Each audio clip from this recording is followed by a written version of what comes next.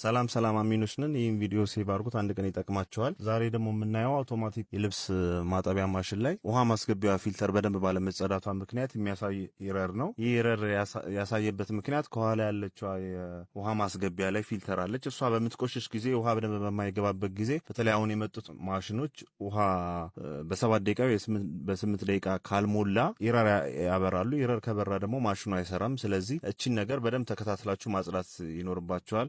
አሁን የምታዩት እዚህ ጋር የምታዩት አልጌ ይዞ የምታዩት ፊልተር አልጌ ያዘበት ምክንያት ከታንከር የሚወርድ ውሃ ነው እና ታንከሩ ላይ አልጌ ስለነበረ ገና አዲስ ማሽን ነው፣ ግን ቶሎ ነው ቀዳዳውን የደፈነው። ይህ ቀዳዳው በመደፈኑ ምክንያት በ7 ደቂቃ ውስጥ ውሃ ባለመሙላቱ ኢረር አሳይቷል። ይህ ኢረር ደግሞ ማሽኑ ኮምፕሊትሊ እንዳይሰራ ነው የሚያደርገው። ስለዚህ ተከታትላችሁ እቺን ፊልተር በማጽዳት ይህን ችግር መቀነስ ትችላላችሁ። ፊልተሩን አጽድታችሁ ማይስተካከል ከሆነ ባዮ ላይ ስልካችን አለ፣ ይደውሉልን። ፎሎና ሼር እንዳይ